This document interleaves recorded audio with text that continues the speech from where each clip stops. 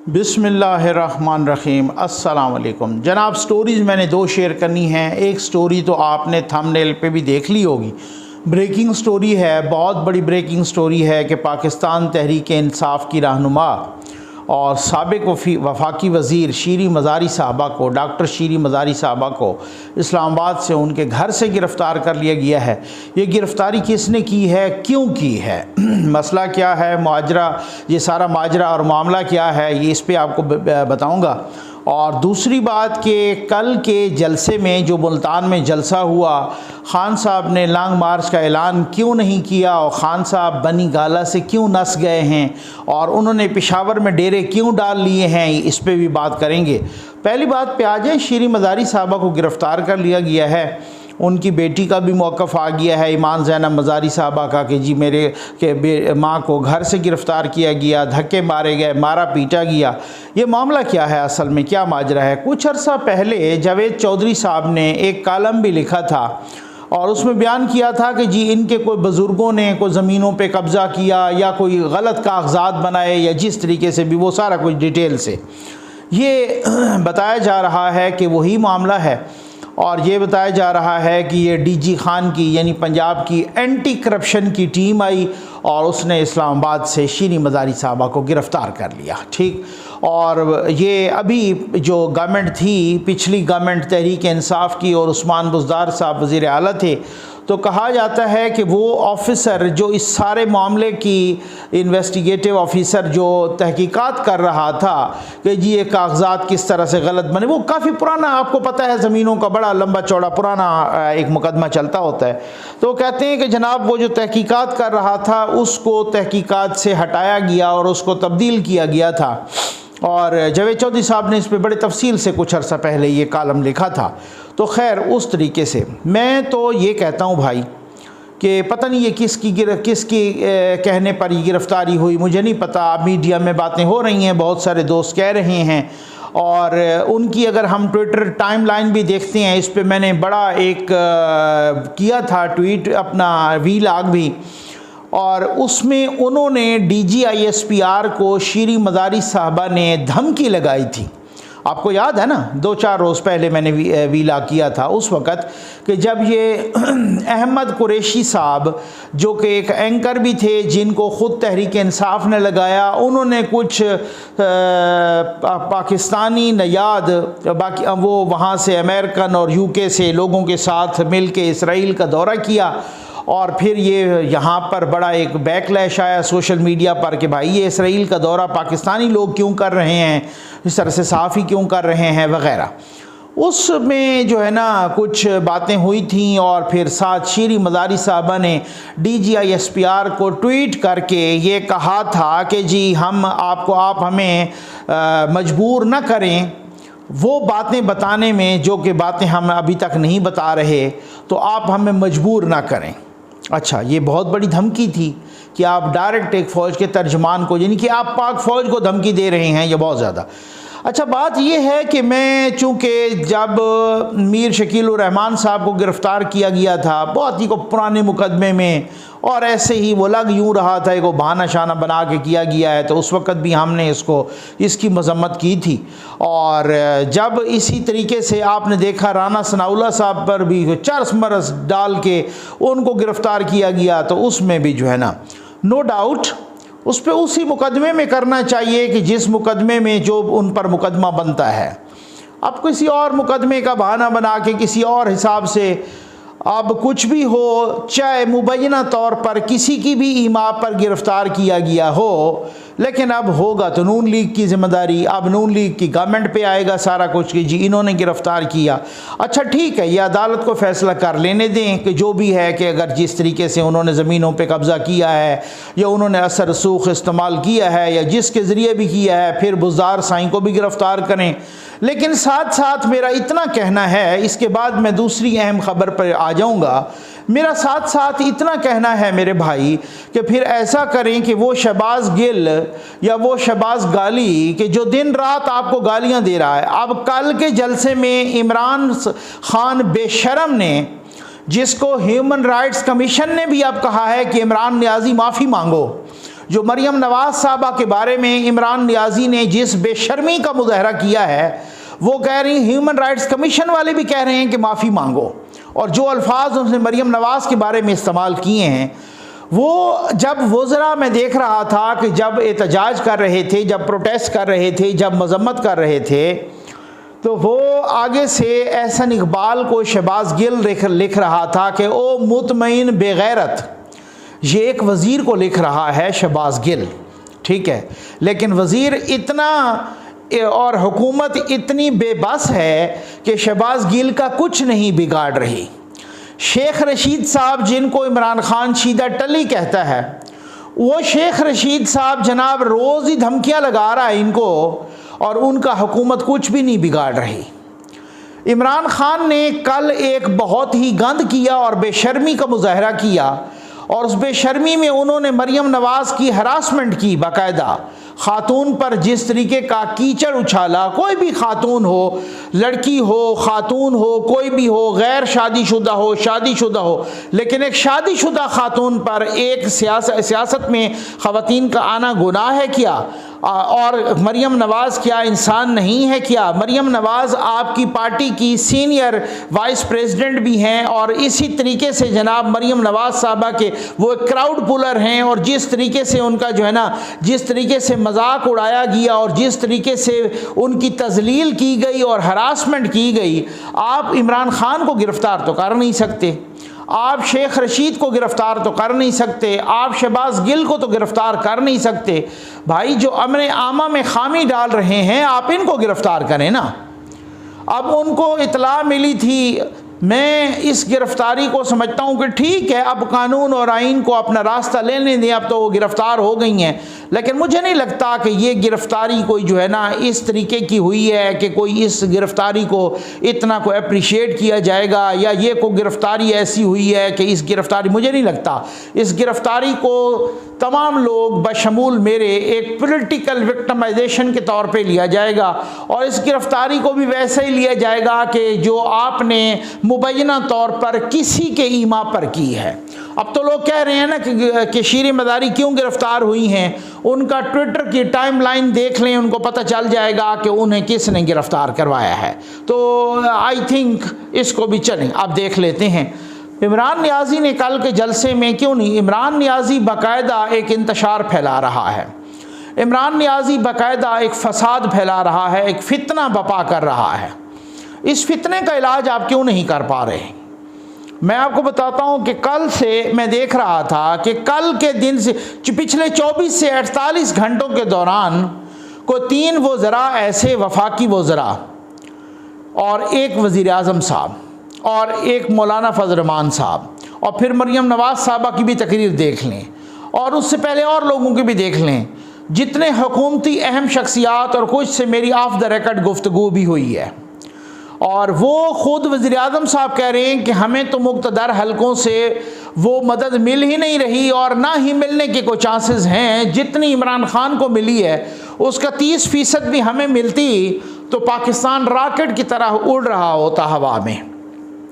राना सनाउल्लाह साहब ने, वो भी वफाकी वज़ीर दाखिला हैं, इससे ज़्यादा क्या हो सकता है, उन्होंने भी टीवी पे आके कह दिया शाहजेब खानज़ादा के प्रोग्राम में कि हमें कौन नहीं चलने दे रहे, हमें इदारे चलने नहीं दे रहे।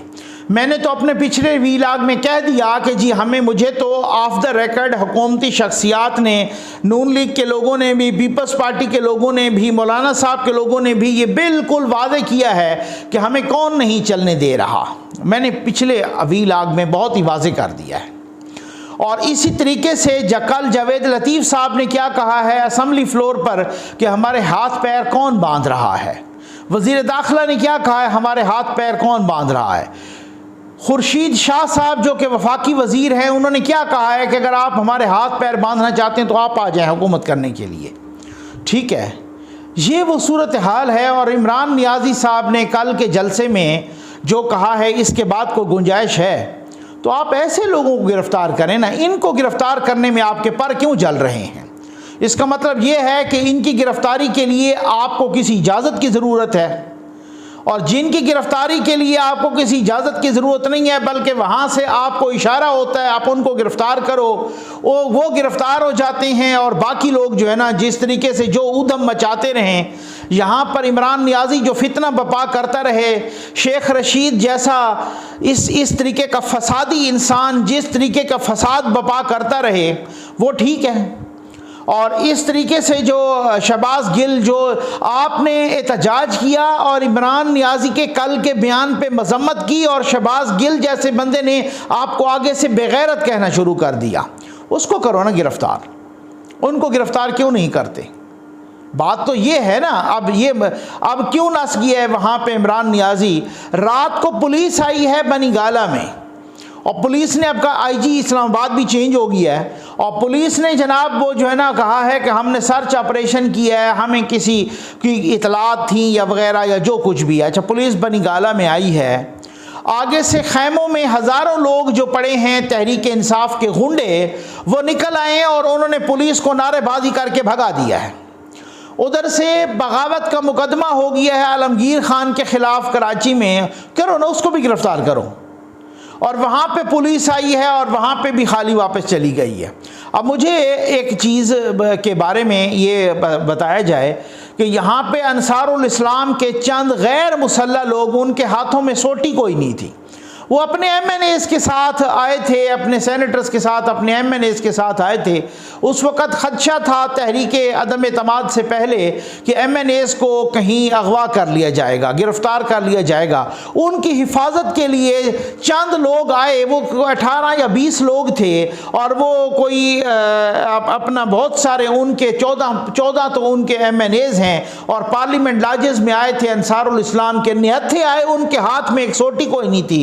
पुलिस ने धावा बोला पार्लियामेंट लाजिज़ पर, पाकिस्तान की तारीख में पहली मरतबा पार्लियामेंट लाजिज़ पर धावा बोला गया, और जनाब उनको गिरफ़्तार भी कर लिया गया। कुछ वहाँ से भाग गए थे, बाकियों को गिरफ़्तार कर लिया था, और MNAs को ज़ख्मी किया था। ख्वाजा साद रफ़ीक साहब का पैर का अंगूठा वो निकल गया था, फ्रैक्चर हो गया था। बाकी MNAs को, सेनेटर्स को ज़ख्मी किया गया, उनको थप्पड़ मारे गए, उनको धक्के मारे गए, इस तरीके से उनकी पिटाई की गई MNAs की और सेनेटर्स की। और जनाब वो जो हैं गालिबन यही थे आज के जो वफाकी वज़ीर हैं मजहबी उमूर के, या कोई दूसरे साहब थे, मौलाना साहब, जिनकी पगड़ी ज़मीन पे फेंकी गई थी उस वक़्त। और आज हमने देखा कि रात पुलिस आई, खैमों में हज़ारों लोग PTI के गुंडे बैठे हैं, वो निकले, उन्होंने एहतजाज करके पुलिस को वापस भगा दिया। ये तुम्हारी रिट है,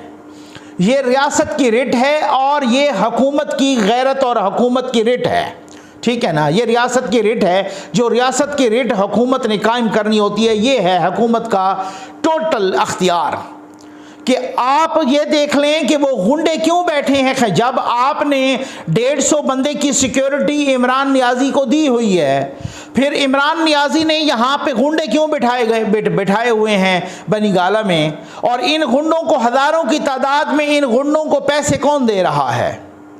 भाई आप मुझे बताएं कि एक एक जलसे पर आप तो बाकायदा उसका पूरा प्लान आ गया, पूरा खर्चे का एक का हिसाब आ गया कि एक एक जलसे पर 70-80 लाख से लेकर 1 करोड़ रुपए तक लग रहा है, ठीक है। और इमरान नियाज़ी जब से गया है वो तकरीबन कोई 30 जलसे कर चुका है। इसकी फंडिंग कौन कर रहा है? इमरान नियाज़ी का हेलीकॉप्टर भी आ गया है जो फरागोगी ने भेजा है। इमरान नियाज़ी कभी प्राइवेट जेट पे जाता है। ये जलसों का जो खर्चा है जो 80 लाख से 1 करोड़ तक, इसमें प्राइवेट जेट शेट का खर्चा शामिल ही नहीं है। तो ये इन गुंडों को कौन, हज़ारों की तादाद में खाना कौन दे रहा है? इन गुंडों की खातिर खिदमत कौन कर रहा है? इन गुंडों को यहाँ से आप भगा नहीं सकते, गिरफ्तार नहीं कर सकते। इमरान नियाज़ी को जनाब इतला मिली, वो पेशावर जा बैठा। अब आप इमरान नियाज़ी बबांग दोल कह रहा है कि मैं तो लॉन्ग मार्च करूंगा और मेरे साथ फ़ौज की फैमिलीज़ भी आएंगे। और ये DGI SPR साहब ने इसकी कोई वजाहत नहीं की कि इमरान नियाज़ी साहब आप बेशर्मी के ये बयानात न दो, आप फ़ौज को ना घसीटो। और जनाब इमरान नियाज़ी साहब ने जिसको शीदा टली कहा वो शेख रशीद साहब रोज़ाना के हिसाब से बयान दे रहे हैं इसी तरीके से, और वो बबांगे दौल फ़ौज के ख़िलाफ़ भी बयान दे रहे हैं। मतलब मैं हैरान हूँ कि कुछ लोग कह रहे, अब ये हमने तो ये सुना था ना कि जी पिछली दफ़ा अपना नवाज शरीफ साहब ने 2 सवालात किए थे, सिर्फ इज़्ज़त और एहतराम से सवालात पूछे थे, तो कहा गया था कि आप अगर फ़ौज की कमान को जो है ना इस तरह से कहेंगे तो फिर इसका मतलब ये हुआ कि आप पूरी फ़ौज को कहेंगे सवाल करने से। आज तो ये है कि ये उनको जानवर कह रहे हैं, आज तो ये है कि ये उनको गद्दार कह रहे हैं, आज तो ये सूरत हाल है कि वाल चाकिंग हो रही है कराची में कि जानवर हैं, बकरी, आई एम न्यूट्रल, इस तरह की चीज़ें हो रही हैं। आज तो ये है कि वो बेंच जिसने कॉन्स्टिट्यूशनल वो जो जिस 8 और 9 तारीख दरमियानी रात को जिसने फैसला दिया था 5 रुकनी बेंच, इम्पोर्टेड यूथ ये वो गाड़ियों पर उनकी तस्वीर लगा के जूते मार रहे हैं। तो भाई बताया जाए ये इतना लाडला क्यों है? इनको गिरफ्तार करो ना। और वो पेशावर कब तक बैठा रहेगा? वहाँ अगर उनकी हुकूमत है तो वहाँ पे इदारे भी हैं, वहाँ पे रेंजर आती है वजारत दाखिला के नीचे, आर्डर करें रेंजर को, पता चल जाएगा आपकी आर्डर मानते हैं या नहीं मानते। आर्डर करें रेंजर को कि जाओ इमरान नियाज़ी को गिरफ्तार कराने में मदद करो, जिसने फितना बपा किया हुआ है। एन उस मौके पर कि जब हुकूमत चाह रही है कि हम IMF के साथ मुज़ाकरात करें, हुकूमत ने ऐलान किया हुआ है कि 10 जून को हम बजट पेश करेंगे IMF के साथ, 24 और 25 को ये ऐलान। वज़ीर ख़ारजा साहब अमेरिका के दौरे से वापस आ रहे हैं और चाइना के दौरे पे जा रहे हैं। उस वक़्त ये तमाशे खड़े किए जा रहे हैं, उस वक़्त ये जनाब इस तरीके की। और आप ये देख लें कि 2-3 खतूत लिख चुके हैं वज़ीर आज़म साहब कि भाई आप ये गवर्नर लगाओ बलीगुर रहमान साहब को, और वो गवर्नर फारिग हो गया है कानून और आइन के मुताबिक। सदर साहब जो हमारे टैक्स के पैसों पे पल रहे हैं, उन्होंने अब ख़त लिख दिया इसको नहीं बदलूँगा, यही गवर्नर रहेगा, आप अपने मामले पर नज़रसानी करें। वज़ीर आज़म ने उसको दोबारा जवाब दे दिया है कि जी नहीं, गवर्नर बदलना पड़ेगा। पार्लिमानी फॉर्म ऑफ गवर्नमेंट में आप मुझे बताएं पूरी दुनिया में कहीं ऐसी बदमाशी होती है?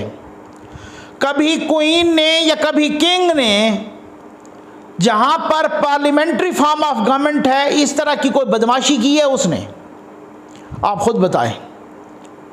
ये जो हमारे टैक्स के पैसों पर पलने वाला सदर, वो कहता है मैं तो हल्फ भी नहीं लूँगा वज़ीर आज़म से। वो कहता है, वज़ीर आज़म उसको कह रहा है कॉन्स्टिट्यूशन में लिखा हुआ है, आइन में लिखा हुआ है, the president of Pakistan is bound to act upon the advice of the prime minister. इसके बाद को गुंजाइश रह जाती है कि जो सदर ममलिकत है वो वज़ीर आज़म की मशवरे पर अमल करने का पाबंद है। इसके बाद को गुंजाइश रह जाती है, इस तरह की बदमाशी की कोई गुंजाइश रह जाती है तो वो क्यों कर रहे हैं? कानूनी और आइनी माहिरीन कह रहे हैं सदर की मराहत बंद करो। अगर गवर्नर को डी नोटिफाई किया जा सकता है, इसको भी डी नोटिफाई करो, जूते मार को निकालो, इसको प्रेसिडेंसी से जूते मार के निकालो, क्योंकि उसकी वजह यह है कि ये आइन और कानून की धज्जियां उड़ा के बैठा है। इसने असम्बली डिसॉल्व की थी और ख़ुद सुप्रीम कोर्ट ऑफ पाकिस्तान, मुल्क की सबसे बड़ी अदालत ने कह दिया कि इसने गैर आइनी काम किया है। तो जब अदालत कह रही है कि इसने गैर आइनी काम किया है तो निकालो इसको भी। तो बजाय इसके कि शीरी मज़ारी को गिरफ्तार करके खाम खा अपने मुंह पे माजत के साथ मैं कहता हूँ कालक मलने से, ऐसे लोगों का कला कमा करो, ऐसे लोगों की बदमाशी ख़त्म करो, ऐसे लोगों को गिरफ्तार करो, ऐसे लोगों पर मुकदमे चलाओ कि जिन्होंने इंतशार पैदा किया, जिन्होंने डिसरप्शन पैदा की, जिन्होंने जमहूरी आइनी कानूनी प्रोसेस में अपनी टांग अड़ाई, इनको सबक पढ़ाओ, इनको सबक सिखाओ। ये सूरत हाल है, ऐसा ये होना चाहिए, लेकिन ये नहीं हो रहा। टांगें अड़ाई जा रही हैं, इंतशार फैलाया जा रहा है, धमकियां दी जा रही हैं रोज़ के रोज़। अब कल मैंने तो ये नहीं कहा कल जावेद लतीफ़ साहब जो कि ख़ुद फेडरल मिनिस्टर भी हैं, नून लीग के अहम रहनुमा भी हैं, उन्होंने असम्बली के फ्लोर पे खड़े होकर कहा कि निगरान वज़राए आज़म के इंटरव्यूज़ हो रहे हैं। चलो पहले तो शेख रशीद ने कहा था ना, अब तो वफाकी वज़ीर ने कह दिया और असम्बली के फ्लोर पे कहा। भाई वो ज़रा बताया जाए वो कौन कर रहे हैं निगरान वज़राए आज़म के इंटरव्यूज़, कौन कर रहे हैं? क्या वो इंटरव्यूज़ कर रहे हैं? नहीं कर रहे। ठीक हो गया ना? या अगर कर रहे हैं तो वाकई निगरान फौरी तौर पे लाना है, या कोई धमकी दी जा रही है कि अगर हमारी ये बात नहीं मान मुबैना तौर पे तो हम ये भी कर लेंगे और वो भी। भाई मैं तो नहीं कह रहा, खुद आपके वफाकी वज़रा कह रहे हैं कि निगरान वज़राए आज़म के इंटरव्यूज़ कर रहे हैं। कौन कर रहा है बताएं ना? इंटरव्यू कौन कर सकता है? वापडे वाले तो कर नहीं सकते, एजुकेशन वाले तो कर नहीं सकते। कौन कर रहे होंगे निगरान वज़राए आज़म के इंटरव्यूज़? कौन कर रहे हैं? तो बजाय इसके कि शीरी मज़ारी को गिरफ्तार करके खाम खा की तनकीद और उड़ते तीरों को लेने से बेहतर है कि शहबाज गिल जैसे बदमाश को जाके गिरफ्तार करो, उसकी आईनी और कानूनी ठुकाई करो। ये जो जिसको आपने चपरासी तक रखना नहीं था और उसको वज़ीर दाखिला बनाया था, जिनको कह रहे थे इमरान खान साहब शीदा टली, उस शेख रशीद को जो रोज़ाना फसाद बपा कर रहा है और वो धमकियां लगा रहा है ट्विटर पे भी और इस तरीके से, उसको करो आइन और कानून के मुताबिक सबक सिखाओ।